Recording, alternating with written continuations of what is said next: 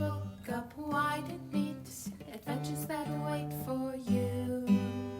Live and learn and laugh and play whenever your dream comes true. You could swim along the river all the way to the sea. You could fly up in the sky above the clouds and trees. You could plant a flower garden up on top of the moon. You could swing through the jungle all afternoon. Wherever our story takes us, I can't wait to see. Yes, friends, come and read with me. It's Online Storytime. Hello everybody, and welcome to Online Storytime at your Grand Rapids Area Library. I'm Miss Tracy. I'm Teacher Missy. And we are so stinking excited to have Teacher Missy back with us this week and to have you all join us. So excited. So hey, Teacher Missy, before we start talking about what we're going to talk about today, which is really kind of fun. It's really fun. You want to sing? Let's sing. All right. Let's sing! sing! Storytime friends, would you join us?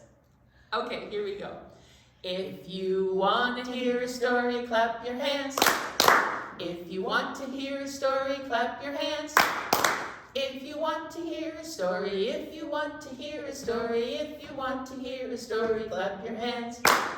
Or your knees, or your elbows, or your eyes, or anything. Yay! We could clap anything. So my friend, what would you like to talk about today? Well, does anybody see this funny looking thing right here? What is that? Is that a monster? Well, it's a creature of some kind. Okay. And as the story goes, he lives somewhere cold. Oh, where it's cold and it's snowy all the time. All the time. Yeah, not just here where it's snowy sometimes. Not when it just snows on a Friday. No. That is a Yeti. A Yeti? A Yeti! What's a Yeti? I don't know. So Teacher Missy, is a Yeti real? No, a Yeti is not real. It is an imaginary creature. Kind of like a unicorn is an imaginary creature. Exactly, a unicorn or a mermaid or a Bigfoot. Those are all creatures that people have thought of in your brain using their imagination. Right. And they've written stories and told stories about them for years and years and years. Many years. Yep. Stories about the Yeti go way back. Yep. So today we're going to talk about imaginary creatures, and the imaginary is important because I know that sometimes our brains get really excited and they think, oh my goodness, I wonder if there's really an abominable snowman. Right. There isn't. There isn't. No. If I'm not mistaken, and I might be, I think a Yeti is another name for the abominable snowman. I think you're right. Yep. And some people say that Bigfoot and the Yeti could be the same creature, just in different parts of the world. Right. They're not real, but they sure are fun to talk about. Yes, they are. Do you have any good stories about imaginary creatures? I've got some great stories today. Yay!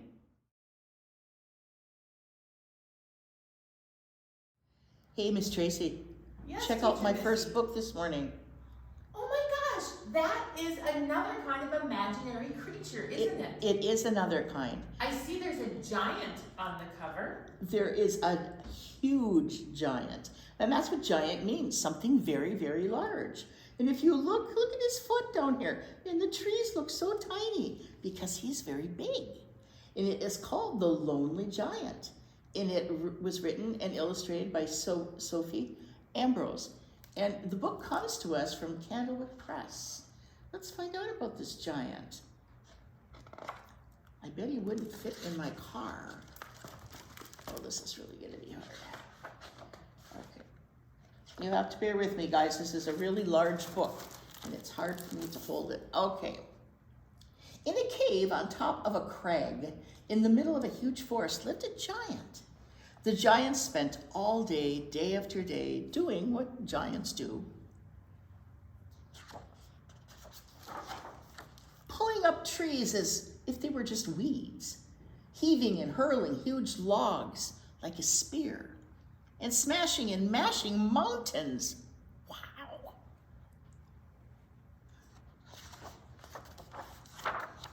Over the years, the forest became smaller and smaller and smaller and quieter and quiet until all the birds and the animals were scared away. And the songs of the forest had gone.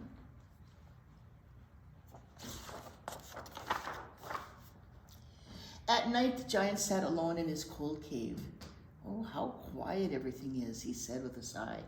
I remember the forest being full of birdsong and plenty of wood for my fire.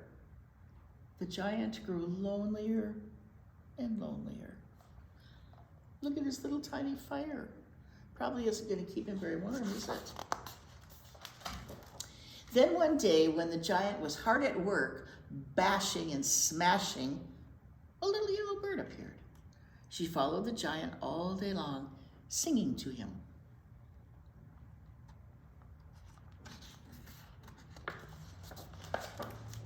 The giant enjoyed the little yellow bird singing so much that he caught her and he put her in a cage. Well, now you can sing to me whenever I want, he said.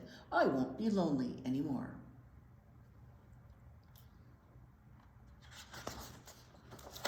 But the little yellow bird was sad. And the sadder she got, the less she sang. Soon she was so sad, she didn't sing at all.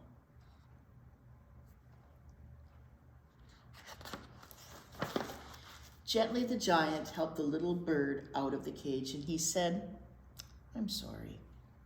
The next morning, when the giant looked for the little yellow bird, she was gone. That day, the giant walked and walked, looking for that little yellow bird, but there were no birds, or trees, or plants, none to be seen. Oh, if only I could bring them all back, he said. I must fix what I have broken.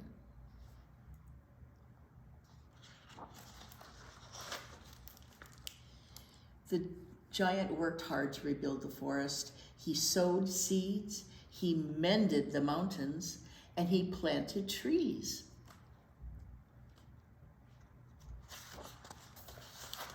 Then the giant watched and waited.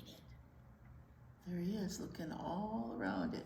All the trees that he planted. Can you see him? Oh, who's that? I see somebody in the sky. Slowly over the years, the forest became bigger and bigger and noisier until all the animals and the birds came back to their beautiful green home. Look at all those beautiful trees. Lots of animals live there. And the forest blossomed with life again. Those animals are pretty happy. The giant wasn't lonely anymore. He was happy at last. And there's his little yellow friend. And so was the little yellow bird whose song filled the forest all day, every day. He did a good job putting his forest back together. We have to remember that when we do things, it sometimes has an impact. That's right.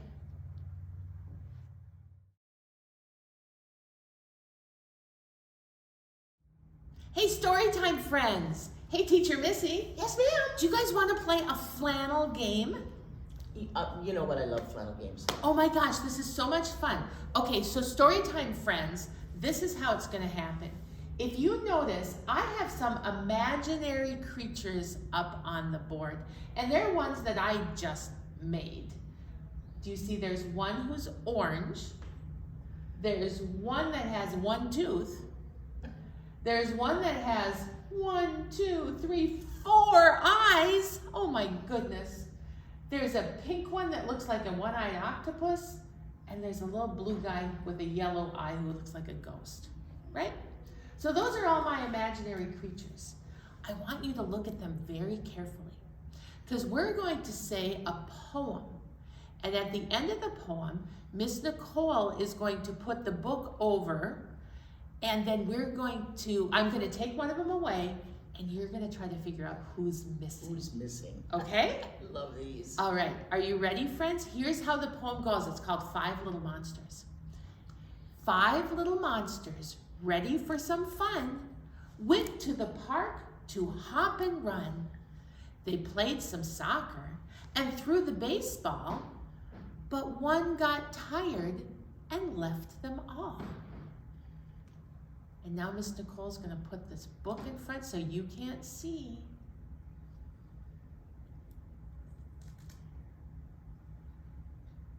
Okay, who's missing? Uh-oh.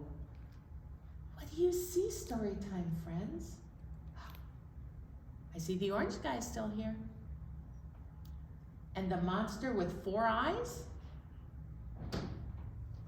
The blue ghost? The pink one-eyed octopus? Did you remember about the monster with 1 tooth? That's right. Okay, should we do it again? Here we go.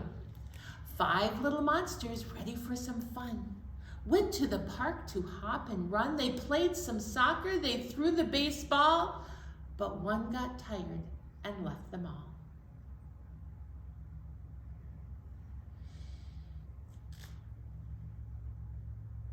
Okay, who's missing? I want you to look carefully. Do you think so? I think you got it. It was the pink one-eyed octopus. Yes, nice job. Okay, ready to do it again? You guys are getting good at this. They're paying attention. Yeah, here we go. 5 little monsters ready for some fun. Went to the park to hop and run. They played some soccer and they threw the baseball. But one got tired and left them all. Who's missing?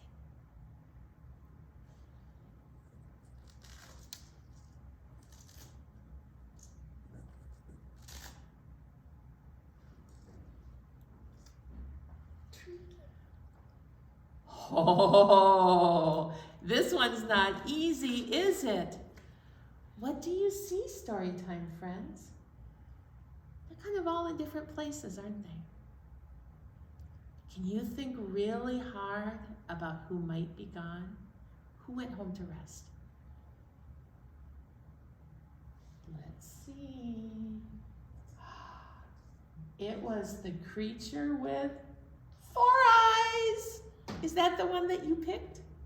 Awesome. Should we do this one more time? Okay, one more time. Here we go. 5 little monsters ready for some fun.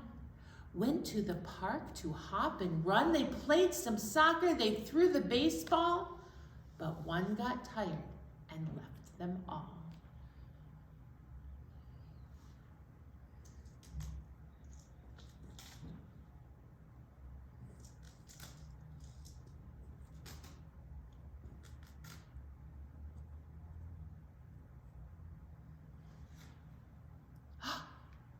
Hey, my friends, who is missing?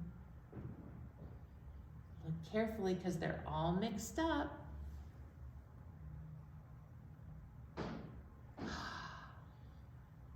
Did you remember about our orange friend?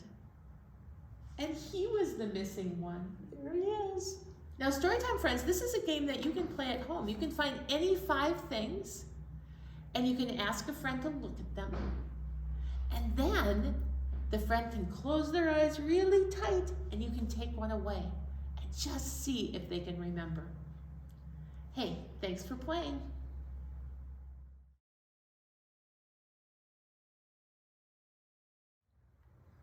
Miss Tracy. Yes, look at this. Oh my goodness, that looks like the imaginary creature we talked about. It does, doesn't it? And what was that imaginary creature we talked about? A Yeti. A Yeti. And this is called Don't Wake the Yeti. Maybe he's sleeping. It was written by Claire Freedom, and the pictures were done by Claudia Ranucci. And this book comes to us from Albert Whitman and Company Publishers. Let's see. What's going on? Don't wake the Yeti. Why is he sleeping, I wonder?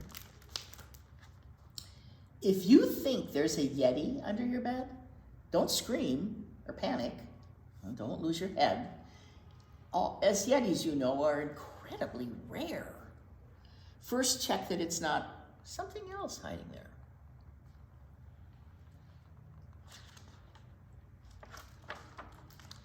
Like the polar bear slippers you kicked on the floor, or the blanket that Mom couldn't fit in the drawer. Oh, so you've checked? And it's not this or that. And the furry white mound is too huge for the cat.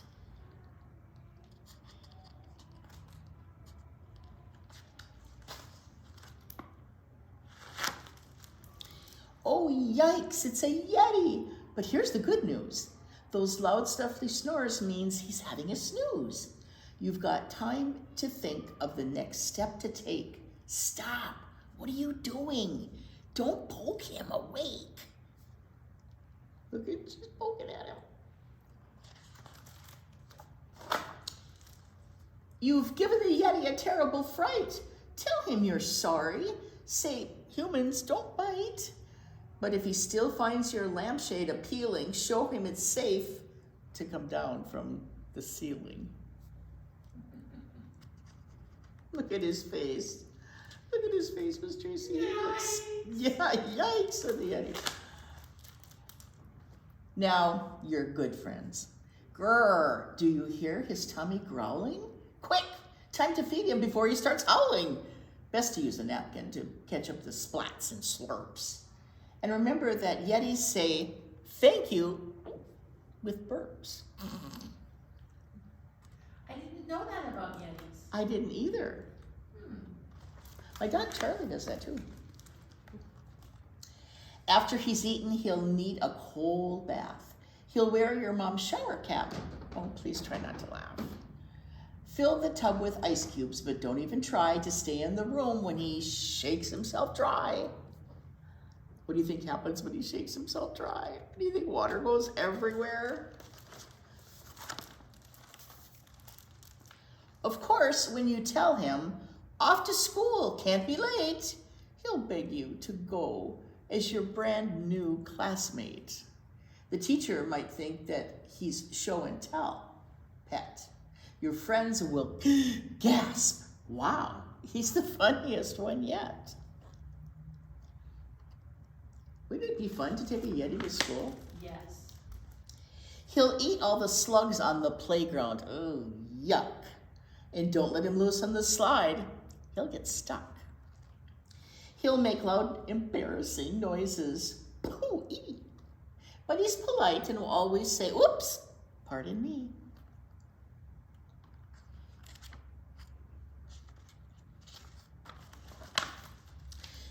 You should be aware if you take Yeti shopping, he'll munch all the food till his tummy is popping.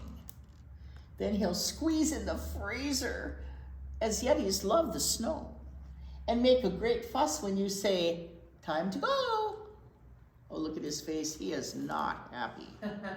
He just wants to stay in the freezer.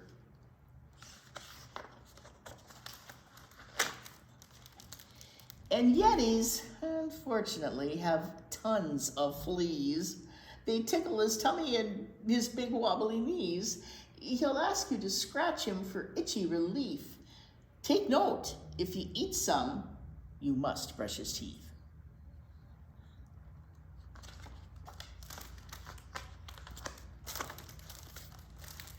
By now, you'll be asking, help, what will Mom say?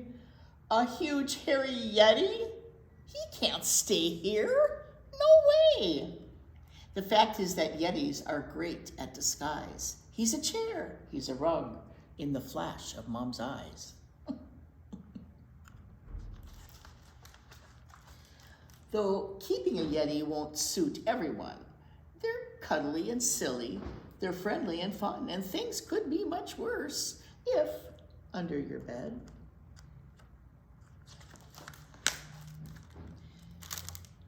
You find a huge dinosaur hiding instead. Oh no! That would be something, wouldn't it? That would be something. So don't wake up the Yeti.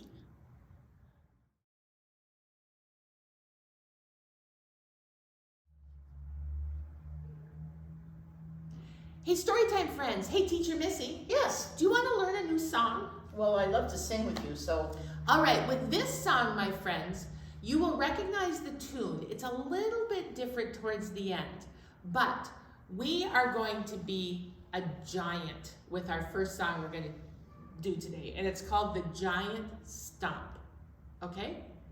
So when the giant stomps his feet around, I want you to stamp your feet around, okay? And then we're gonna have to reach up, and then we're gonna have to put our hands on the ground. So what I want you to do is I want you to stand up if you can, and if you can't, do what you can, all right?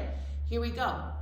If you want to be a giant, now's your chance, 'cause everybody's doing the giant dance. You just stamp your feet, wave your arms all around, stretch them up, then put them on the ground. There you go. Did you get your hands all the way down? Okay, let's try that again. All right. Okay, Teacher Missy though, don't put your hands on the ground because your back is hurting. Okay, I can't get to the ground. Okay, all right, good. Here we go. If you want to be a giant, now's your chance, 'cause everybody's doing the giant dance. You just stamp your feet, wave your arms all around, stretch them up, then put them on the ground. Nice job, friends. It's a fun one. Excellent, I like that one. Okay, we are going to do another poem. It's not really a song. Well, actually it is a song, okay? But we need to pretend something. So oh, excuse me? Of course. Storytime friends. Giraffe would like to join us today. Hello, Teacher Missy. Oh, good morning, Giraffe. Hello, Storytime friends, way over there today. Hello! Did you hear Giraffe? He yelled a little bit because he was concerned that you wouldn't hear him. Hello! It's okay, Giraffe. It's okay. I think they can hear you. Hi. Okay. Right, Giraffe's going to sit right there. Now, Storytime friends, out of your Storytime kit, if you still have your beanbag, I'd like you to find your beanbag. If you don't have your beanbag, you can use anything. You can use your scarf. You can use your shaker egg. Oh, there it is. I almost lost my shaker egg. You can even use your Storytime friend if you wanted to. Any of those things you can use. But we're going to pretend that this is a Yeti, okay? All right, he is my Yeti. He's a red Yeti, but he's my Yeti. And he is going to start this song by being on the floor. So can you put your Yeti, whatever you're using for a Yeti, can you put your Yeti on the floor? And here's how it goes. There's a Yeti on the floor, on the floor. There's a Yeti on the floor, on the floor. It just scuttled in the door, that Yeti on the floor. There's a Yeti on the floor, on the floor. Yikes. Okay, let's see. There's a Yeti on my leg, on my leg. There's a Yeti on my leg, on my leg. Oh, I wish I had some raid. There's a Yeti on my leg. Now the Yeti's on my leg, on my leg. I don't know if I like a Yeti on my leg. How about you? Here we go. There's a Yeti on my neck, on my neck. There's a Yeti on my neck, on my neck. Oh, I'm gonna be a wreck. I've got a Yeti on my neck. There's a Yeti on my neck, on my neck. Now the Yeti's on my face, on my face. Now the Yeti's on my face, on my face. Oh, what a big disgrace. I've got a Yeti on my face. There's a Yeti on my face, on my face. There's a Yeti on my head, on my head. There's a Yeti on my head, on my head. Oh, I'm feeling lots of dread. I've got a Yeti on my head. Now the Yeti's on my head. But he jumped off. Did your Yetis jump off? Hey, thanks for playing with us. What an amazingly fun day I had today. You know, wasn't it just so much fun? It was so fun and talking about imaginary creatures. And I want to tell you, my Storytime friends, sometimes our imagination gets away with us, and sometimes we start looking at these things and we might feel a little nervous about it. All you have to do is ask your grown-up and say, is this real or is this imaginary? Most of the time you're going to find out that it's imaginary. And that's just fun to think about and talk about and sing about and pretend it's a Yeti about. It's just such a fun thing to do. And I'm glad you said that, because imaginary and just pretending are really the same thing. Yep. You're using your imagination to pretend that That's right. you know, you have a pet, or that's a Yeti, or a monster in your shoebox. Yep. So if you if you're pretending and you're imagining those things and you start to get a little nervous, just talk to your grown-up. They'll help you out. But oh my gosh, you guys did such an amazing job discovering which of our imaginary creatures were missing from our board. And we read about the lonely giant and Don't Wake the Yeti. And Giraffe was here to help us out, pretending our Yeti was on our head. Was your Yeti ever on your head? I know, it's pretty funny, isn't it? Yep. Anyway, now I think, though, Teacher Missy, it might be time to go. You know, I think it is. Storytime friends, would you sing with us? We love it when you sing with us. Okay, here we go. Oh, it's time to say goodbye to all our friends. Yes, it's time to say goodbye to all our friends. Story time is done today. Now it's time to go and play. Oh, it's time to say goodbye to all our friends. Goodbye, everybody. Look for a pretend creature.